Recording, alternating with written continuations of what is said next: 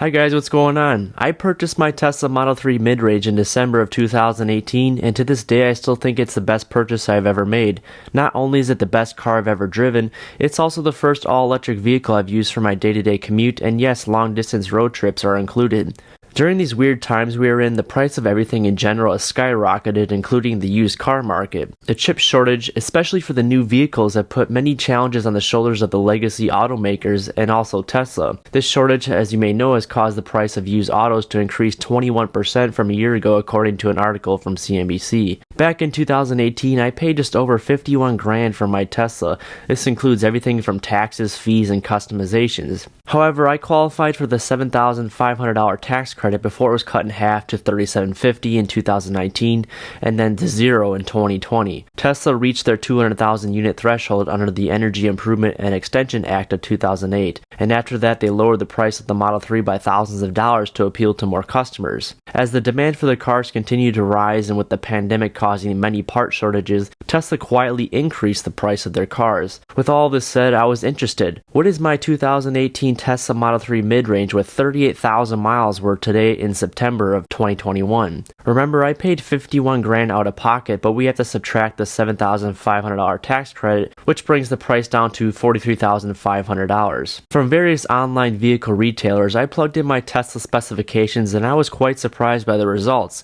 Carvana offered me a little over $37,000. Vroom offered me, well, I guess we won't know because they never got back to me. And CarMax wanted to see my car in person, of course, saying that my Tesla is pretty rare. We Buy Any Car USA offered about the same as Carvana, a little over $37,000, and Car Buyer USA offered over $39,000. Keep in mind, I have 38,000 miles on my Model 3 with the original tires. Obviously, these companies have to make some money on each sale, which leads me to believe that the private party value is slightly higher than these prices.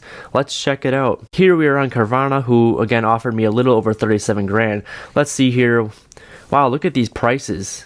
Wow, look at these purchase in progress Teslas. Here we have one similar to my car. The only thing different is the paint color, and this has about 2,000 miles more, and it's selling for $43,000. Guys, I paid $43,500 for my car. This is crazy. Let's check out Vroom. I plugged in the same model as mine. Here we go, only a few cars. Looks like around $40,000, but these have the aero wheels while mine have the 19-inch sport rims. Also, I have the white interior, which these have black interior. It looks like these two upcoming models have the correct rims.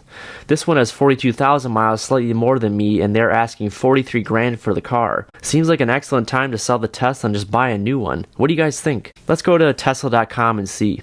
Alright, here we are on Tesla.com. Obviously they don't sell my mid-range model anymore, so I have to get something similar, which is the standard range plus version, and it gets about 262 miles. Mine gets 260 range. I'm going to keep the white this time, just because it's included, and I don't mind the color white, and I'm of course going to upgrade the wheels to sport rims, and of course I love my white interior. I'm not going to purchase autopilot, and let's just see the full cash price here. Looks like $42,490 grand total for a brand new Tesla Model 3.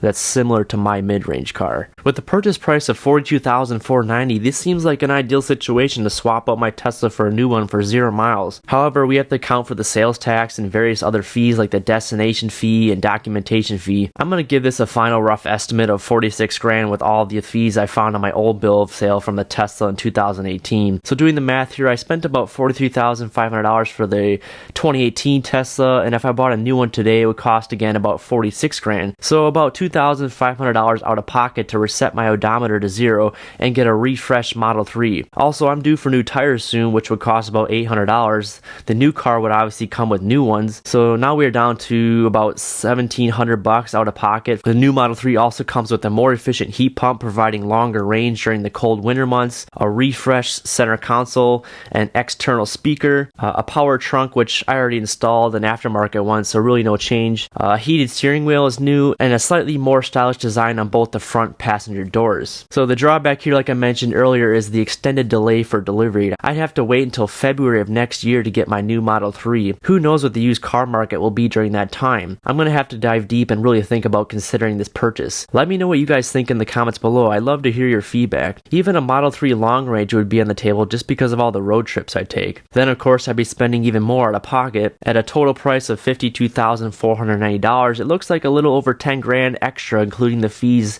if I'd sell my Model 3 mid-range. Then again, I think I'd rather invest that money in Tesla stock. It's just a lot to think about. Again, what do you think? Also, you can join me on my Sunday YouTube live streams. Ask me any questions you have about Tesla and I'd be happy to answer them live. Until the next video guys, take care and I'll see you in the next one.